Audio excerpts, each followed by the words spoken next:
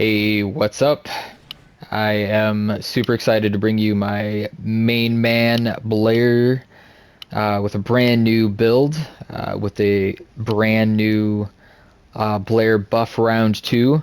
And I've been maining Blair basically since the game came out, and I have been super happy uh, to see all of the love that he's been getting the last couple of patches. And this most recent one that just dropped yesterday has been a huge game changer for him. So I am just going to show you how absolutely insane this unlimited power build is, and let's get right into how this build works. So basically you're going to be running your X, your triangle, your square, or your 1, 3, or 4 if you're on PC. Um, and you're going to be starting off with that, and you're immediately going to be jumping into your circle or your 2. And you're going to do that before your buff expires, because if you wait till the buff expires, you're going to have a bad time. But once you get this rotation down, it's wicked. So let's start off with a nice 5 stack right here. It's going to light up. I got it off before the cooldown. So you see I'm back up to full mana already. And after just a few seconds, my ult's back up off cooldown. I'm going to whip it good. I'm going to get my stacks back. And I'm at 7 stacks on my buff already. I got 10 stacks on the ground for a little while there. And as you can see, the damage is just going nuts. More so because these stacks will definitely drop more damage the more stacks there are. So you can do it that way. You can also drop, and assuming you're doing some other kind of mission, you know, you can run around, you can drop zones as you're running around, just to light up massive areas on fire. And when you got 10 stacks, it pretty much restores your mana pretty quick. Now, just to show you what you don't want to do, I'm going to pop a singularity, or not a singularity, I'm going to drop a mana recover, and then I'm going to drop an alt, and you're going to see how significantly longer my cooldown is on my alt. So, that's it. That's the one thing you don't want to do. If you can avoid doing that, this build is phenomenal. Alright, so I'm going to go ahead and get my mana back up, and one other way you can play this is you can run this, and because this too, although I was on my absorb still. So that just gave it a longer cooldown. Now when it's a starting point like this is when you want to do it. You're gonna start your flame, and as soon as it's over, off cooldown. Start again.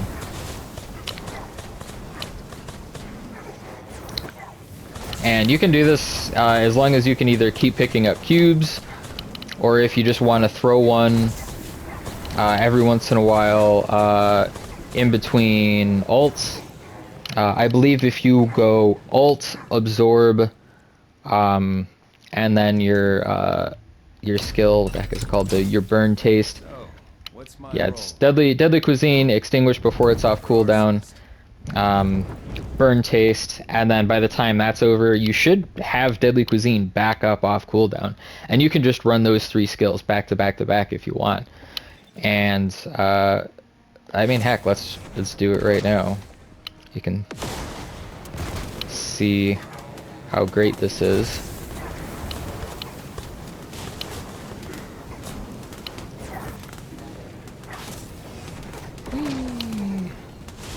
And I'm not even on optimal mana right now because I started off low.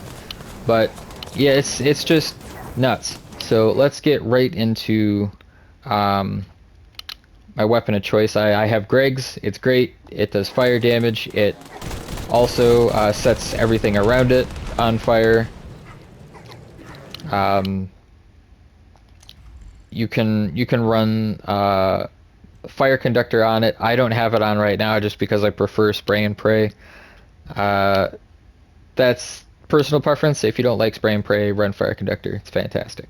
Otherwise, just run that.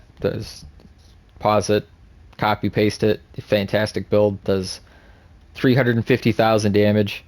In fact, it would do 350,000 DPS if that firearm attack was gold. But it only goes up to 12.6. So I didn't want to waste 300 frickin' modules trying to get it and then maybe not get it. Reactor. I don't know why I did that. The most important thing is the skill duration up. There's really no cap on skill duration as far as I know.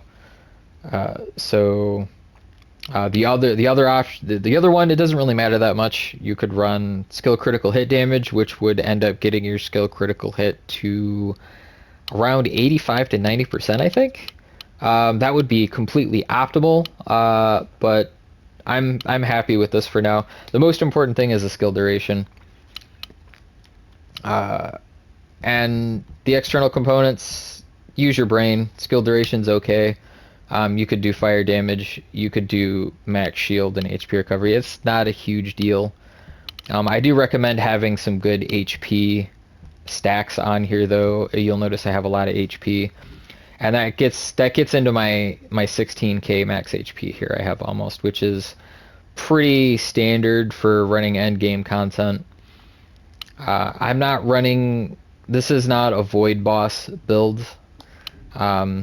You're gonna see I have different builds for void battle and backdraft, and since I am a Blair main, I do plan on doing videos for those two, but I wanted to do this one first because it's the most OP, I think.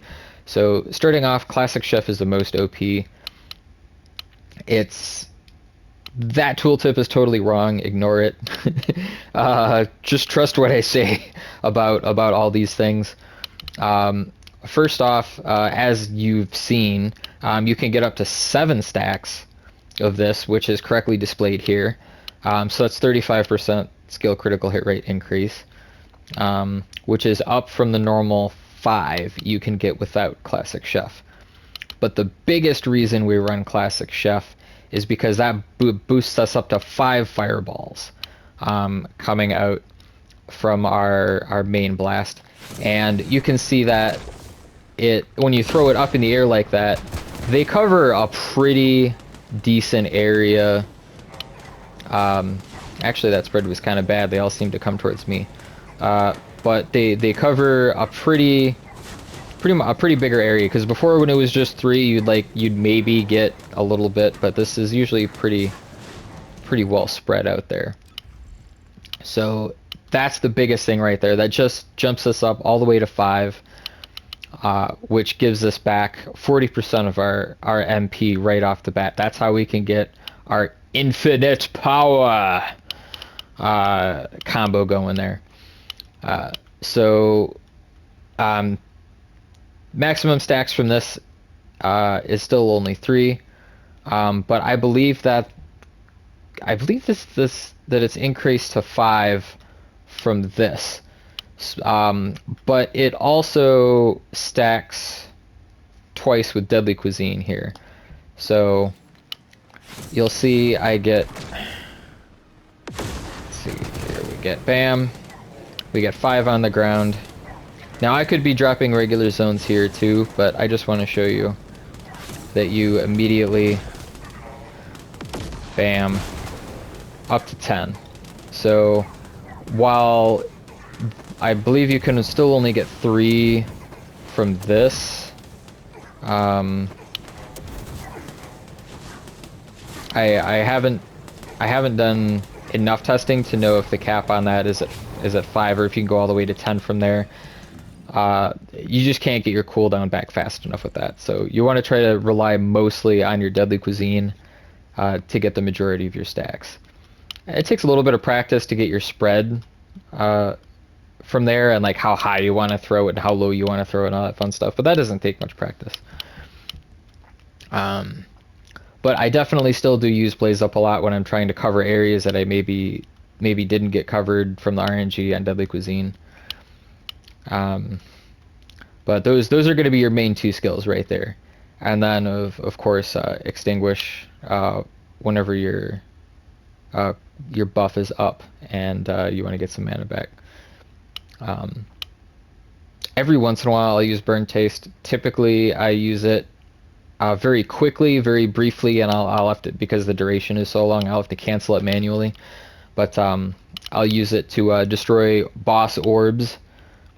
If my deadly cuisine is on cooldown, or other objects that just need destroying, it's pretty good for that.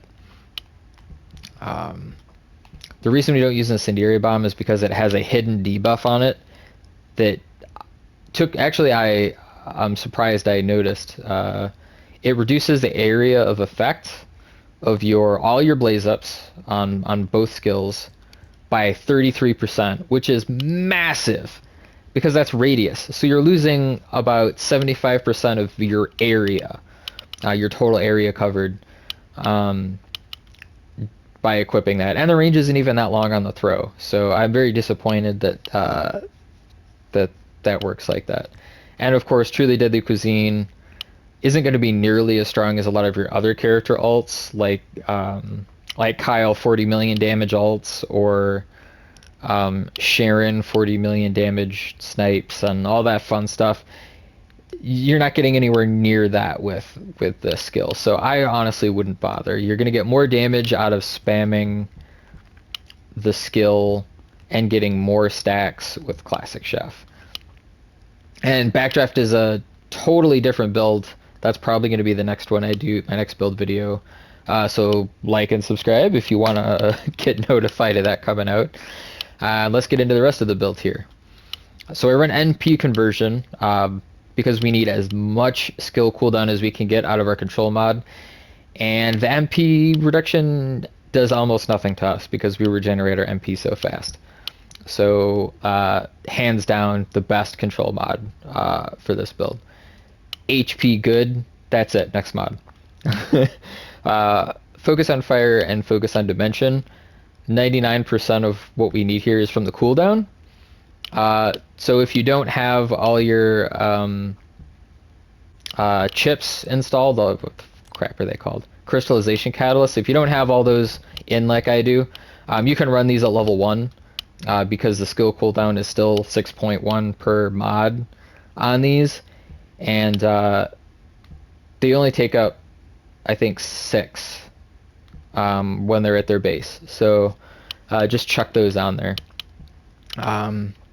HP good, next mod.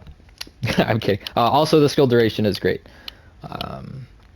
Multi-talented, this is our one thing we have to pay attention to. This is what gives us our 20% skill cooldown reduction. And while that doesn't seem like a lot by itself, the difference between 74% and the cap of 90% is massive. The base cooldown, the cooldown on this is 120. So with a 90% reduction, that's 12 seconds. If you're knocking that down to 74%, that's closer to 30 seconds. Well, I mean, it's right there. You can see it, 30.8 seconds. So it's almost 3 times as long. You don't want to do that. So you just want to make sure you're popping one of your offensive skills when it's off cooldown, because it doesn't refresh. You have to wait for it to get off cooldown before you reapply a new one, and you have to wait for it to expire before you can apply a new one. So that's it. That's the one thing you have to pay attention to.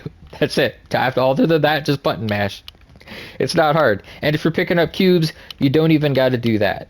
You don't got to worry about even popping your extinguish, which isn't even really extinguish anymore. That doesn't make any sense anymore. But that's it. That's the one thing. That's all you got to do. It's not hard. It's really not. Effect range is massive on this build. You want to coat entire zones with this stuff, and I do that in my my little example videos after this. Skill effect range. Now the skill effect range cap is 150. I know it says 250 on these, but that's including the base value of 100%. So just trust me on this. You're not gonna get any more radius building a skill effect range to 250, because that's the base for this is 0. That's the additive amount. So this last mod is really kind of just a preference for me to have that capped. If you take 22% out, you're going to be at 44%, which is only 6% under the cap. So if you want to put something else on, go for it. That's probably the one mod on this build that I'd say is okay to change. So go for it. This is very important, and nimble fingers is very important. This one, of course, you can change too. That's a preference thing. I just like the long distance one. Follow your dreams. Do what you want. That's it. Like I said, like and subscribe if you want my backdraft and my void combat builds after this. My void combat build can solo any void battle all the way up through Swamp Walker, which is all of the ones that you can queue for solo. So it's definitely powerful. And with that, I'll get right into the example videos. So stick around and enjoy those if you want, and I'll catch you next build video.